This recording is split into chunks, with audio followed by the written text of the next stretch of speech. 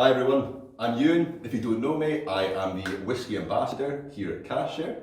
Welcome to the first monthly Meet the Maker event through the Cashier Collective. I hope you all got your tasting packs okay. If you're joining us when this is going live, which will be 8 o'clock on Thursday, welcome. Hope you're having a lovely week so far. I'm joined today by Ben, who is the UK Trade Sales and UK Trade Sales Executive. Pretty much, yeah. For Annandale Distillery. He'll be taking us through the tasting today, walking us through some drams, and of course giving us a bit of history and backstory on the Annandale Distillery. We're currently actually in the Annandale Distillery. We've had an amazing tour, courtesy of Ben himself. We were shown around the still house, the warehouse, again, which is where we are now. And yeah, it's been a lovely morning so far. You may notice that this is not a live tasting. Some of the tastings going forward will be live, some of them will be Zoom calls, and of course we'll have some pre-recorded tastings.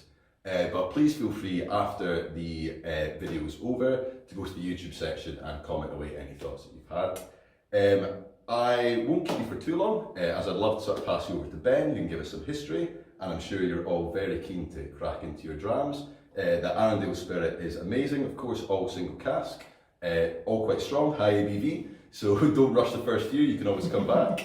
But yeah, of course I'd love to pass you over to Ben, who will get started with the tasting. Thank you for that lovely introduction. Hello everyone, as you mentioned, I am the UK Trade Sales Advocate for Annandale Distillery, and it is my job to get Annandale out and about the place and in front of the lovely audience of which you are.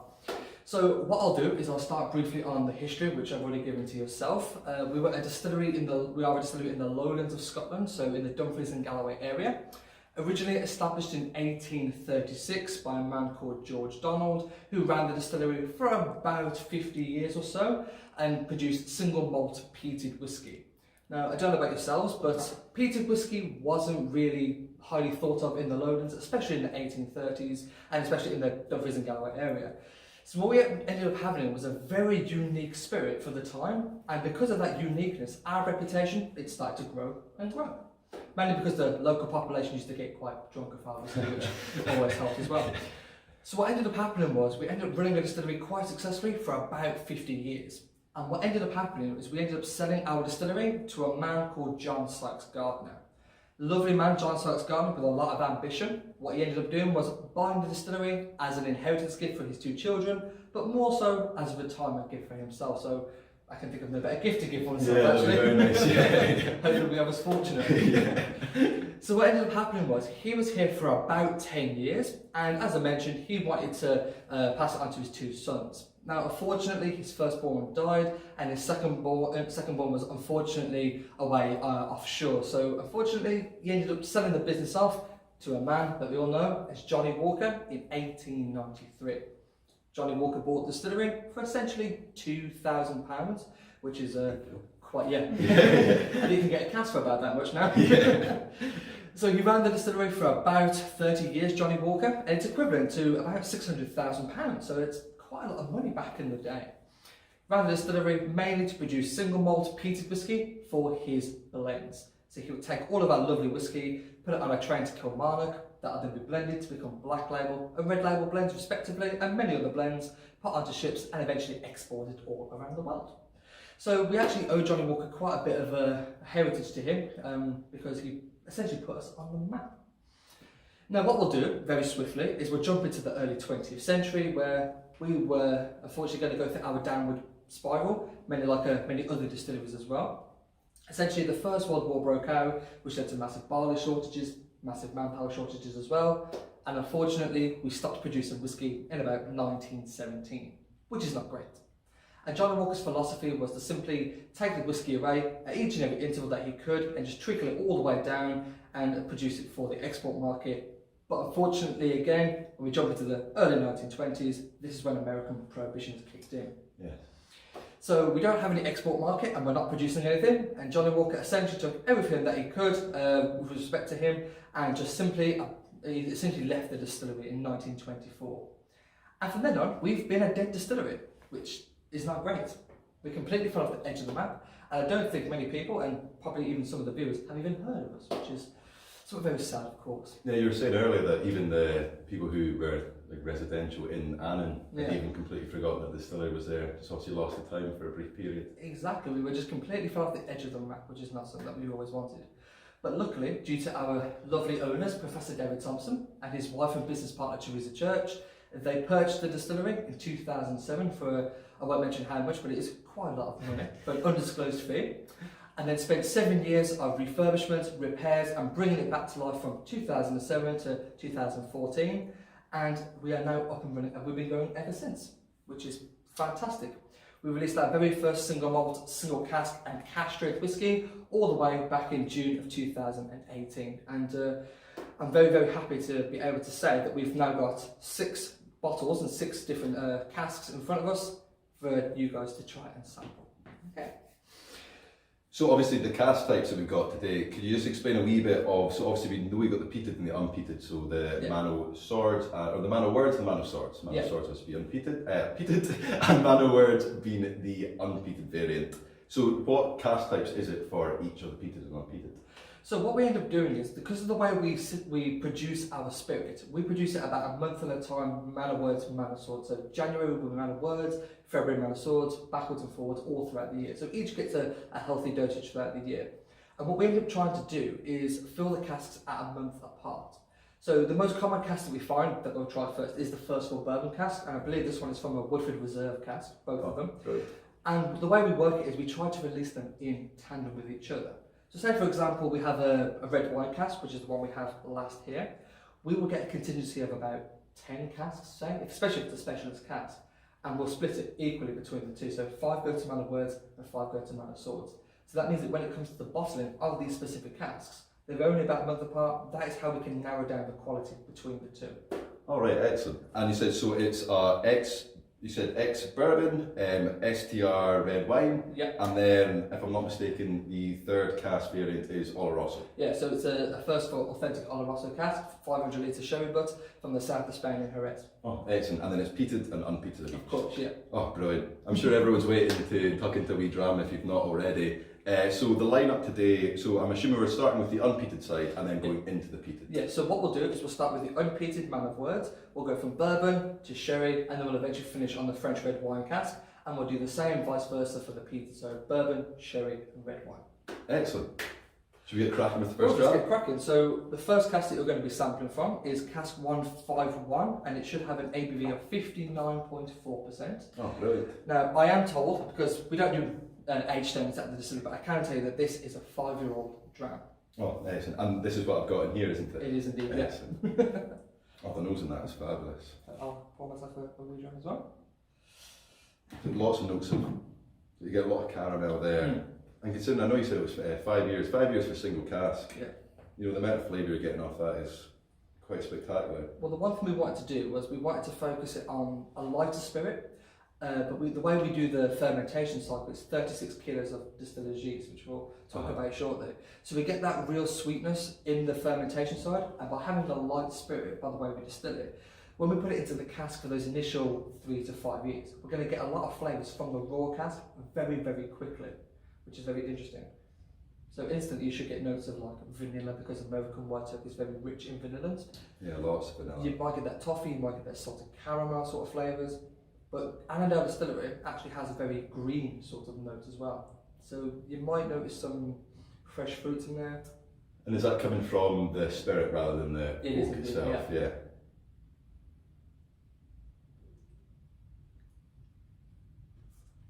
Oh, that's fabulous.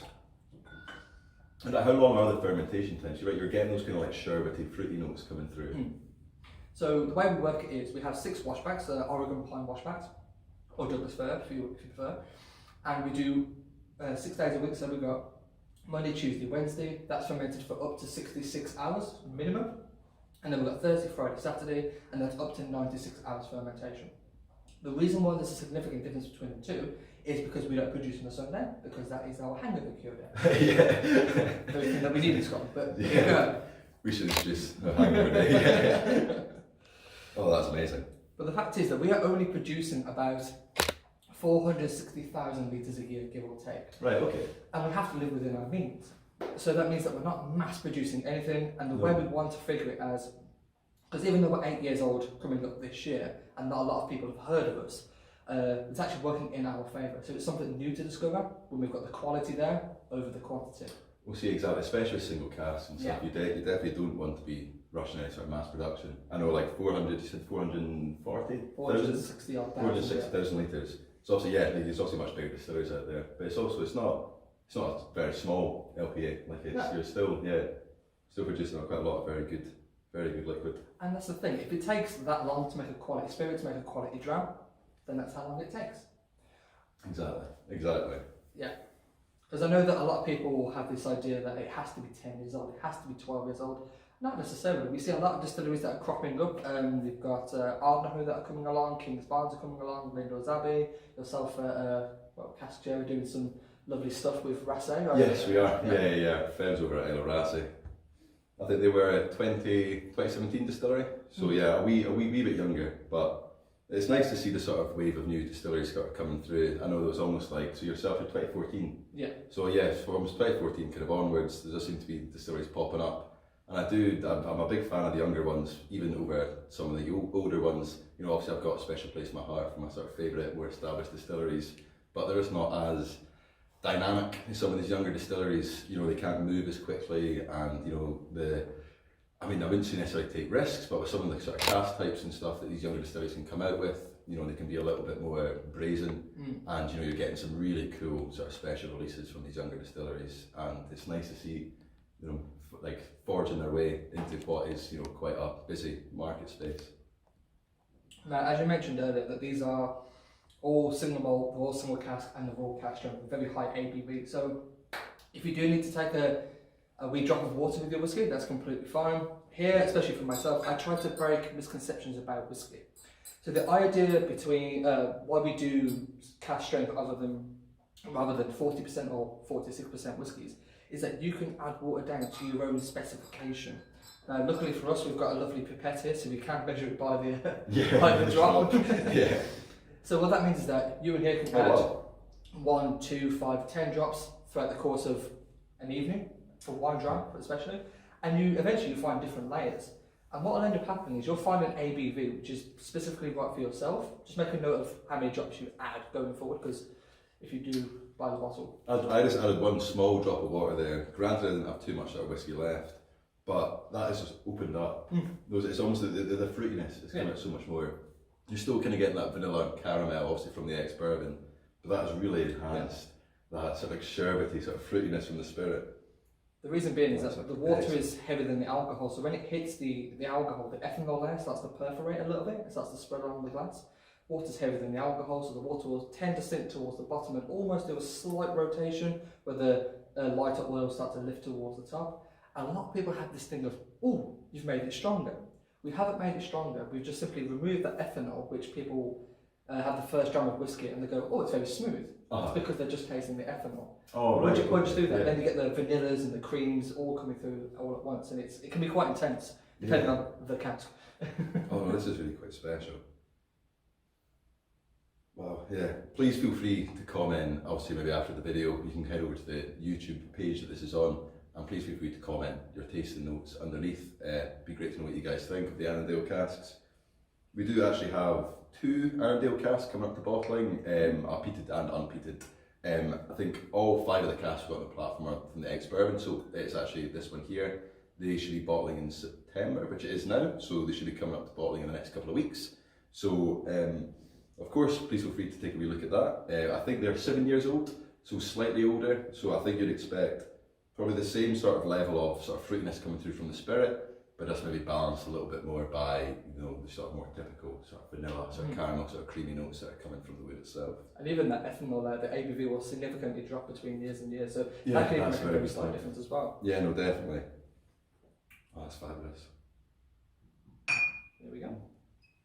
Oh, so what dram are we having next? So, as I mentioned before, we're going to go on to the sherry before we go into the red wine. So this is our Man of Words sherry. This is a 4-year-old dram, and I just need to refresh my memory on the ABV.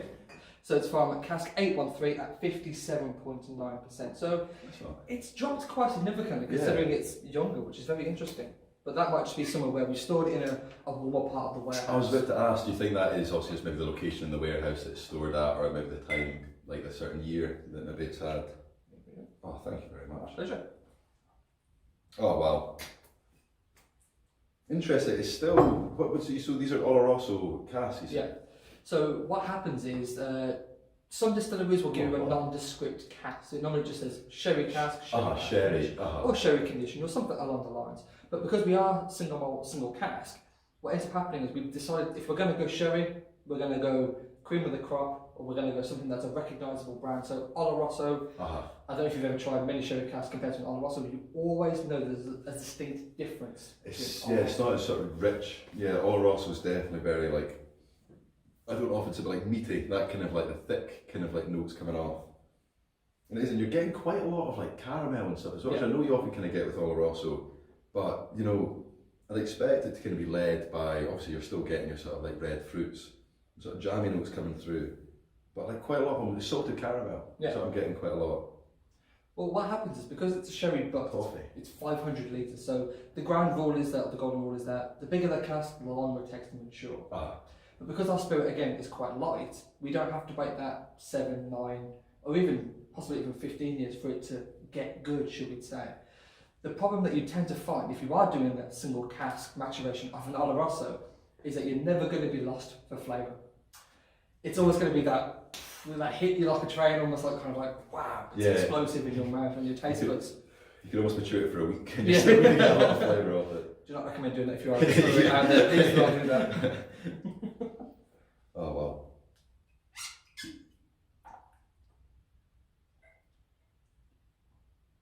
Ooh. Interesting, it almost tastes like it's a slightly higher ABV than the ex-bourbon. I know we're still dealing with quite strong spirit, but you know, there is almost a subtle difference there. See, I've always been able to tell sherry casks. I went through a phase of sherry casks, and it was mainly going to be the Glendronach, the Glenfarclas, more towards the Speyside regions. And then you get to a point where it's like you start to pick up, rather than the cask difference, which is quite prominent, the different styles of technique that each distillery has gone through to get to their grand product, their finished product. Yeah. Very interesting. So for me, because it is light and fruity, you are right with the meatiness there, but I always tend to get that raisinette sort of like. I know it's typical to say Christmas cake feel. Oh yes, I was literally about to say Christmas cake. It's one of my favourite flavour notes. Yeah. But it is that a bit of malt kind of coming through, a lot of your dark fruits, raisins. Oh, that's excellent. And I don't want to endorse a lot of drinking, but the more you drink, the easier it is to keep drinking. Yeah, that's the same with every alcohol. Yeah. If there's a whiskey event, you'll know. Yeah. So essentially, once you've had the initial dram of whatever it may be, a 40% whiskey, which you know is fantastic, and it gets your taste buds nice and ready for the alcohol, and then you might start to venture in your evening towards a cask strength. This is something that I would love to just finish the night with. It's a little bit heavier for me, but it's that kind of. Send you on your way. Yeah, definitely. And I mean, obviously we do quite a lot of tastings. Everything that we do obviously as well is cask strength, but 1 or 2 casks. So I mean, 99% of the time that I'm taking tastings with some of the other cashier casks, you know, it's all up. So some of them are 62%, 61%. So I think my tolerance for alcohol in my palate is completely like it's But when I drink a sort of 40%, 43% whiskey now, it tastes a little bit too smooth. Yeah, it goes down a little bit too easy. That's probably the nicest way to put it. Yeah. But I've always said that. I mean, what I always talk about whenever I do tastings or event or I'm meeting someone and we're doing a tasting or anything like that and they've never tried a product before, is something that's not spoken about, and it is viscosity. I think how it feels, like the mouthfeel, the thickness on the palate, if it's lingering, it really helps that long finish. And as you're talking about 40-46% whiskies, they have an amazing ability to get a lot of flavour very, very quickly, but then it sort of tails off. Yeah. 100%. I 100% agree with you. There's just less body there. There's less sort of going on, and you know, I understand why distilleries will often cut the spirit down to sort of 46%. However, for me personally, I'm a cask strength person, and I think it does add a lot to the spirit. And I think you're completely right in saying, you know, if you buy a cask strength, you can always water it down yourself. That's all distilleries do when they're putting it to 46%. They're just adding water. So there's nothing stopping you, obviously, adding a little bit of water to that and cutting it down. So start high, and then you can work your way down. But I don't know, sometimes you might just start high and Stay high. Do you dare venture go right? Oh, I can take on the beast, don't worry about that. And if you've not already, just 1 or 2 drops of water in there, just again, really opens it up. This is really enhancing all those flavours again, like raisiny. The sort of the fudginess is dropping away with a wee bit of water. And it is just going straight into that. Again, it's quite a cliche tasting note, I know, but Christmas pudding. Yeah. It's Christmas pudding. I know it's not going to sound the nicest way to put it, but I think someone once described, because of the size of the cask, if you was to put water into a sherry cask, it's almost like peeling away the layers of an onion. Not to say it'll make you cry or anything like that. Yeah. It may cry, I'm not talking about that, or Annandale specifically, but it is that kind of, you get, if you're lucky or fortunate to have a bottle at home, which I'm sure you have, a small one of this, and you just see where the rabbit hole goes. Just keep adding water, it will change it time and time again. And you know what, you will eventually find something that goes, wow, that's fantastic, I'm going to buy a whole bottle of that. And you know what, you might have some guests over in your house, if you do happen to have a full bottle. 5 different types of water, 5 different whiskies. Exactly. And I think it is underestimated just how much water does change the liquid. And I know there's a wee bit of a stigma, people think, whiskey and water, you're essentially cutting the flavour away. And I understand, if you're going sort of half and half, that will obviously take away a lot of the flavour. But just with a pet or just very carefully pouring just a few drops of water just really opens up the whiskey, and it expands the flavour of it to a tremendous degree. But I would always start with no water, cask strength, and then just maybe a drop or 2. Personally, I think I personally found my strength, which is half the dram as is cask strength, other half the dram, just 1 or 2 drops. So my question to you personally, yes, and this will probably be feeding into your audience, how do you feel about temperature? And more specifically, how do you feel about adding ice to your whiskey? So, good question. So, I am of the school of thought that everyone should drink whiskey the way they want to drink whiskey. That is easier said, because I do obviously cringe when someone takes what's quite a nice single malt and puts like a Diet Coke or something into it. Like, each to their own, but I will admit that I do cringe when sort of people do that. However, everyone please drink whiskey the way that you want. But personally, I am room temperature. If ice is okay, I think, or like maybe not ice, but sort of cooling stones. Again, because obviously I drink quite a lot of sort of cask strength whiskey. So I like the option to add water in as I sort of wish. So obviously if you're adding ice into it, the ice will obviously melt and then water down the whiskey. So you have less sort of control of just how much water is kind of getting in there. But cooling stones quite often, especially, I know whiskey is often perceived as like a winter's sort of drink, and it's not as frequently drunk during the summer. Personally, always I will drink whiskey like throughout the year. But if it is maybe a warm day and it is midsummer or something, I'm definitely not against adding a couple of cooling stones or even some water, ice, into your dram. But yeah, I think I've got maybe a bit more of a unconsciously traditionalist way of drinking. It's just personally the way that I like it. Yourself? I'm the exact same, drink it however you want to drink, but then again you do have that kind of, yes, drink it the way you want to drink it, but then you're kind of going, don't. Stop making a highball with this Annandale whiskey, yeah. But we've touched on something quite interesting. I've had a bit of a thought where it's kind of like, the way people would say, oh, I always add water to my whiskey, or I always add ice to my whiskey, or albeit stones. But is it the same whiskey that you always add it to? You can't take one recipe for like adding ice to, say, this dram, and expect it to have the same result in a different bottle from a different distillery. It's 2 different things. That's a very good point. If you're taking start the whole process all over again. Yeah, exactly. That's a very good point. For instance, take a Dalwhinnie 50 or the like, something that is quite, I would say, kind of middle of the road in terms, it's again mouthfeel, fermentation times. It is quite like a, what was the word? Yeah, down the middle kind of dram. However, I think something like that, again, I think that's bottled at 43%. So I wouldn't necessarily be cooling that down. And then cooling down the whiskey does inevitably soften a few flavours. I quite like to kind of look for what flavours, a whiskey, has. But I think for ease of drink, so for instance, a Dalwhinnie or something that is a wee bit sort of lighter, I wouldn't think about putting ice or anything in. But something maybe like I had a bottle of the Darkness Lechaig Oloroso. So like a heavily peated Oloroso. Something like that, again, throughout the winter, throughout the summer, I would maybe put a wee whiskey stone in there. I would obviously always start it, personally, at room temperature. Maybe if you're on your second dram or something, and it is quite warm, I might just put a wee sort of whiskey stone in there just to cool it down. And I think because it is, that bottle specifically is cask strength, quite heavy, very peated, it doesn't actually damage the flavour too much. But that's a very good point, you're right, like some whiskies you wouldn't be putting anything in. Exactly. Other whiskies you might only drink with water. But you're right, it changes from bottle to bottle. And not only that as well, if we go take an age statement into the factor as well, because let's be honest, not everybody can go out there and buy a Macallan Black, for example, or Macallan 1975 or whatever it may be, and you might sit at a bar at say 30, 40, 50 pounds of nip. Yeah. You probably wouldn't have the freedom to just go, well, I can just have one and then I'll try it with someone else. Yes, yeah, that's a good point. Yeah, exactly. So I think that sort of forces you to just go, no, let's just drink it naturally because. As is, yeah. Definitely. Because you might not get it again. Yeah. Okay, are we ready for the third one? I am, yes. Fantastic. So final sip. Again, we're going to stick with our man of words, the unpeated, for now. This is our final one of the evening, and this one is 3 years old, French red wine from Burgundy, and it is from cask 302, 61.1%. So this one, albeit, used to be my favourite Annandale malt, but I'll let you guys in a little secret. It's not my favourite anymore because there is one coming up later on, which is my favourite. I think you might already guess what it is, but. I think I've got a theory. Yeah, I do have my suspicions. Oh wow! Again, you can really smell the.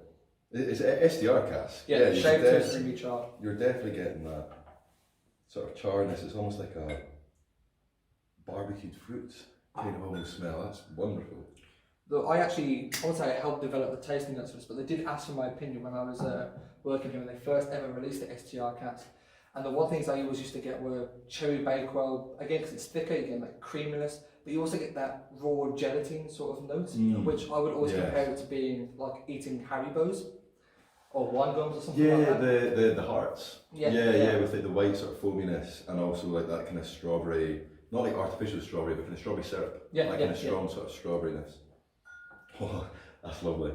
So we've actually paired this, well, we haven't paired it, but we did an experiment where we took a local liqueur, a strawberry liqueur, and we put it into this and made a little bit of a cocktail with it. Oh, right, and okay. It was phenomenal. Oh, that sounds quite nice, It really actually. was. And What was do you remember the recipe for the... I think it was just a case of, we had a dram of it, and then we walked around, because it was at an event, so we walked around with it, and we just said, would you mind putting that in there and see what it tastes like, and we gave one back, vice versa. And it worked out really, really well. And we thought, there we go, that's something that, if we don't want to sell it as a single malt, single cask strength bottle, we can always market it towards a different angle for the cocktail market or something like completely. And it does go back to everyone should be drinking whiskey the way they want. And you know, there's almost like a mid-tier of whiskies. If you can call it tiers, obviously all whiskey is good. But you know, there is obviously a mid-tier that you necessarily wouldn't be, you know, maybe you would put in a cocktail, maybe like a Bowmore 15, a great dram, but something that it'd be lost in a cocktail.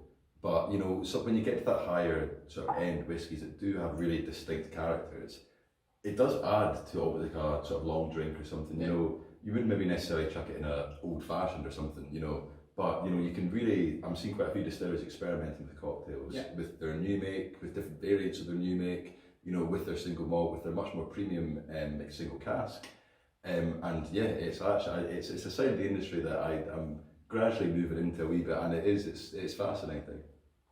So one thing that you touched on there about new make actually is that we actually sell the new make in its rawest form, which is very interesting. So we cut the alcohol from the stills, we put it into an ISR, and then just before we're about to put it into casks for filling, we fill about 48 casks a week. So we take a specific portion of it, a couple of 100 litres or so. We then dilute it down to 63.5%, which is like a cask filling strength, and we actually give it on the tour, or albeit it's changing now, but we really wanted to show people where whiskey comes from to where it goes. Yeah. Because some distilleries that are coming up and they're still doing it now, they used to produce gin or vodka or some form of white spirit and liqueur or whatever it may be, just to get their branding out there. We've sort of just gone, no, we can't translate gin flavours into whiskey flavours. And it's a really saturated side of the market as well. Every new distillery, again, these sort of 2014 onwards, these new distilleries cropping up. You know, the obvious thing to do is make gin. You can make it really quickly, you know, everyone likes gin, but it is getting quite saturated. It's becoming more aggressive trying to get your gin out there. So all of a sudden, you're spending a lot of your energy trying to promote the gin while your whiskey's obviously maturing. But by the time your whiskey then matures, most of your efforts are in gin, which is it's a different, it's a different industry. So So yeah, I can see there's a Hollywood distillery do some cracking new make. Oh, yes, They've got 4 varieties. I don't know if you've tried. Yeah, I'll shout out to my man. What's his name? Yeah. I was drinking so much. no, it was the Spanish fella. I forgot his name now. I'm not too sure. I forgot his name. Not the point. I was fortunate to try the different types of new make and do on a distillery tour, and it was absolutely fantastic the way that it was set up. It was clean. It was telling us all about the history of Edinburgh whiskey and the downfalls and the triumphs and all the sad times, all that kind of stuff.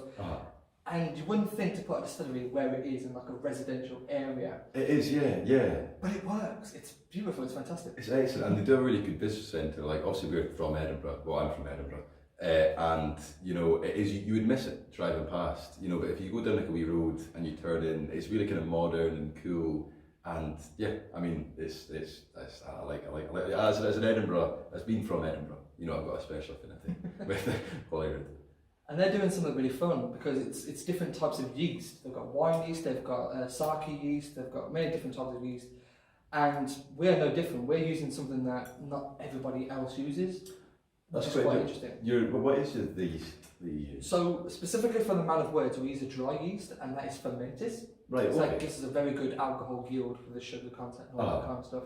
And then for the man of sword, we actually do a mixture of dry and wet yeast. So we're using fermentis. We're also using Maori as well, which is very unorthodox, but we just needed someone to give it that little bit of push, just to get that ABV up, get it nice and high. Is that common sort of in distilling, where you use a combination of yeast? Not necessarily. I off the top of my head, I don't really know that because I haven't visited that many, I would say. But they just use, they've been around for, especially older ones, they've been around for centuries, and they've been using the same yeast, they've used the same process. Yeah, whether that's that superstition or it's laid into the foundations yeast type often for these older sort of distilleries. Yeah. And again, it goes back to that agility. They're sort of less agile. They're laying down casks that essentially is what they are in sort of 15 years time. So every decision is, they're not agile enough to be able to sort of like experiment with cool things. And that's really cool for us being a small young distillery, is that we had to forge our own path. We didn't really know where we wanted to go. Well, we did know where we wanted to go, but we didn't quite know how to get there. So we looked at all these different various options and what we could do, and we essentially reverse engineered it. So we decided that our stills were going to look like this. We wanted to have flavours that were light and fruity, but also a little bit thicker when they're in the cask and when they're maturing, and then when they come out, we're going to keep it cask strength, so how's that going to affect it? And we reverse engineered it all the way back down to where we get our yeast from, where we get our barley from, what equipment we're going to use, what temperatures we're going to use them at, and little by little you do start to eke out your little recipe, as it were. Yeah. Because a lot of people do ask me, and we will go on to the peated in just a little while, because we used to produce peated spirit when the days gone by, did we try and replicate the recipes from those days? But the answer is no, because they took all the whiskey away, and let's be fair, from 1836 to 2022, the industry has gotten a lot better in terms of quality. It has, it definitely has. I can completely see why you were saying this used to be your favourite. Yeah. I think this is brilliant. I don't like picking favourite types of whiskey, even down to sort of cask types, but I would have thought the Oloroso would have been my favourite out of the unpeated. But I have to say, that red wine cask is cracking. I think that is, it's brilliant. It's not bad for 3 years old, is it? 3 years old. 3 years old. That is really quite impressive. Okay, so are we ready to go on to the peated? I believe so. Yeah, we are. Fantastic. So we'll do a complete swap around. If you want to have a drink of water to cleanse your palate, be sure to do that, or actually get a spare glass, because I know a lot of people are a bit funny about sharing different types of whiskies in the same glass. Yeah, I would definitely always. So again, a different glass of peated. Ooh. Man of Sword. This is our peated smoky version of our whiskey, dedicated to Robert the Bruce. I don't know if I mentioned that before, but it's pay a homage to the former King of Scots and the 7th Lord of Annandale. So we are in his lands, and we're grateful for that. So this is a first fill bourbon cask, and I believe it is 5 years old, from cask 473 at 58.4%. All right. So the strongest whiskey we had today would be the red wine so far, yeah. That was brilliant. It was like, often red wine can be quite dry, yeah, in spirit, but obviously there was that sort of like dryness coming through, which you want with a red wine cask, but it wasn't overwhelmingly dry. It didn't sort of clag the mouth. It was a very nice dram. But the nose in this is. So what's interesting about our peat, and I know a lot of people will be sitting there saying, "Oh, I don't really like peated whiskey," or when you hear the word peat, you think of the word Lefroy. It's just a common thing that everybody associates with, because it is probably the most shock and awe therapy I think you can get, as to get you into the peated. Yeah, it is. They do go for that punch in the face of peat. Yeah. You know. So would you like to try some peated whiskey? Of course. Well, get on the Lefroy. Yeah. And what's interesting is that we don't have as much iodine in our water compared to Islay. So what ends up happening is that we don't get that medicinal TCP quality, which is usually associated with those fantastic brands, aren't Islay. So what we end up having is essentially it's more smoky than it is peaty, I would say. You're That's getting my that on the personal nose, take. the less medicinalness, more sort of that smoke. And is it lowland peat you use? Is it peat from the rural area, or do you get peat? Funnily enough, it's not. So where we get our barley from is a place called Port Gordon in North East Scotland, near the Elgin region. So almost towards the Aberdeenshire, Speyside region. Right, okay. But it's more inland than it is coastal. So we don't get the sea salt spray from the sea, obviously, and it goes onto the land. So their peat is from peat bogs. And what ends up happening is they dry it to our specifications. Oh, okay. So the phenols that we're getting at the grain level are about 45 ppm. Right, okay. Which I think is a fair share it is, yes. for northeastern barley. And then what we end up doing is, because it's Scottish laureate barley now, not Scottish concerto, is that when you're doing the maturation and distillation, you lose a fair amount of it. Not a fair amount, but you lose a little bit of it during that process. Yeah. And it brings it even further down to about 42.5 ppm. Okay. So it sits nicely. What I love about our peated range is the shock that people get when they're tasting it, because it doesn't smell overly peaty. It tastes more peaty than it smells. Yeah, I mean, it's definitely more bonfire smoke than it is, iodine. Yeah. You know, it's definitely, it's definitely much more smoky than it is anything else. Oh, that's really good. Yeah, that's really nice. I'm a big fan of peat. I do obviously love both peated and unpeated, but if I was to have to pick one, it would definitely be peated whiskey. It's a lovely contrast, because assuming you are doing this like we are doing all 6 in a row, and you can break it apart, so where you have one peated night and then you have an unpeated night, and that's fantastic. But it is always good to just have a little bit of a contrast between the sweetness. There's still sweetness in this, but that lovely background smoke that just sort of envelops the flavour. And it does, and often peat does kind of sit at the front of the palate. So you're right, like a Lefroy, on the nose, peat. The second you take a sip, peat. However, it's not nearly as offensive as the likes of Lefroy or Lagavulin. Again, two of my favourite whiskies, but if you're not big on that sort of peat side of things, it's just like a subtle peatiness that wafts over the palate. Yeah. There's no, it generates over the mouth, completely, and it sits on top of the other flavours in there. You're still getting your caramels, you're still getting your vanillas, but it's just complemented by the peat rather than something like a Lefroy. It is peat. It's like a peat it's drink. there. It's there. And it kind of then just falls away. But this, it's just constant peat throughout, but not more at the front, more at the back, more in the middle. It's just a nicely balanced, smoky flavour. I've always said that whiskey, especially peated whiskey, is more of an investment, because you'll burp in about 3 hours and still taste it. Yeah, I'm going to use that actually. Yeah, that's quite good. Yeah. What I love about Annandale's peat is that it's very cask forward. So we have many different types of whiskies that we have here. We've also got other types of casks, which we'll talk about later, that we are maturing. And the fact is that even though it's bourbon, you're thinking, it's a bourbon cask, it's a standard. You expect you expect every distillery to do the basics, the standard, right before you start doing all these different types of maturations. Yeah, and finishes and fancy stuff. Our bourbon cask actually got 2 awards. So we won the best whiskey in the world for 10 years in younger category. Oh wow! For the Man of Words in 2020, and for the Man of Swords, I believe it was 2021, or it might be the other way around. I'll have to double check that. But they're both award-winning whiskies from Jim Lewis Whiskey Bible, which we're very humbled by that, because I think they were only 4 years old at the time, which is fantastic. I mean, taste them now. It's well deserved. Do you know what I mean? It is cracking spirit. And again, just a little bit of water in there. You're actually getting a bit more of that earthiness through with a tiny drop of water. you know, you're obviously the smoke's kind of giving way to a wee bit of that kind of more sort of earthy. Somebody once earthy compared notes. it to, and I hope I'm pronouncing this right, is petrichor. Petrichor. Which, if any hikers are watching this, they'll understand what that means. It's when you step out of your tent and it's the first rain of the morning and it hits that soil, that almost damp earthiness, and it sort of envelops your. That is, whoever said that is onto something, because that's exactly what you're getting. More so with a wee bit of water. I think it's a lot sweeter without. I think again, I only had a wee bit sort of in my glass, but I just put one drop on top. But the sweetness does give way to that earthiness. Yeah. And that is gorgeous. Just what the difference that one wee drop of water can make is, you know, very quite impressive. I mean, me being from Birmingham, don't really have that natural instinct of petrichor, but I'll take it. It might just be a Scottish thing. You just have to put up with rain and mud. It smells like holidays, yeah. In Wales, Canada, something mad. Oh, brilliant. Fantastic. So moving swiftly on. So the next one, again, we're going to stay on the Peter Wine course. It's our Manor Sword Sherry Cask Oloroso.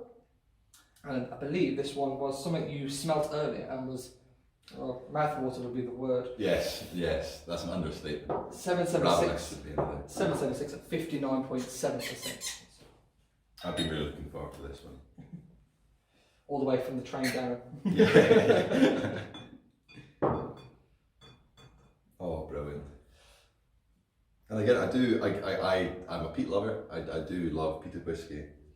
However, again, it's not the first thing you smell. No. It doesn't lead the dram, which often peat does. Yeah. I know there's quite a few distilleries out there that will say sort of lightly peated.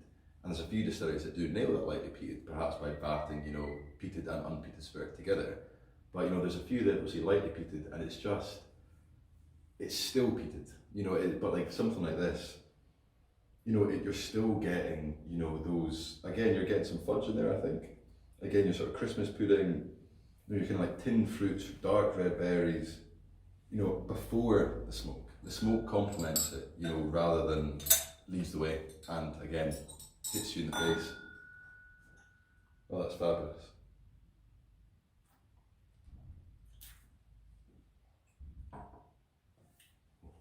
That's nice. That's really nice. I think the smell says it all, to be honest. Yeah, that is incredible. Because we've been to many events, and at these events you tend to, you know, oh, what have you got to try? And we give it a bit of a sample out, and I know you've given me some samples in the past which are fantastic. And I think you were like, I think you were trying to come back for more. One sip of this, and yeah, in the queue. It was quite fortunate we were sat opposite each other. It was just like, oh, hi. every lull. Yeah. Oh, wow. And I don't know what it is recently, but there's been a massive resurgence with sherry. Recently, from what I found, just based on not on any information at all, not looking at any demographics or statistics, but sherry seemed to fall out of favour for a while for some reason. You'll obviously have your classics like your Speyside ones and maybe the unique casks of like the Freud PX cask and all that kind of stuff. But every time you see like a sherry cask, because it would always be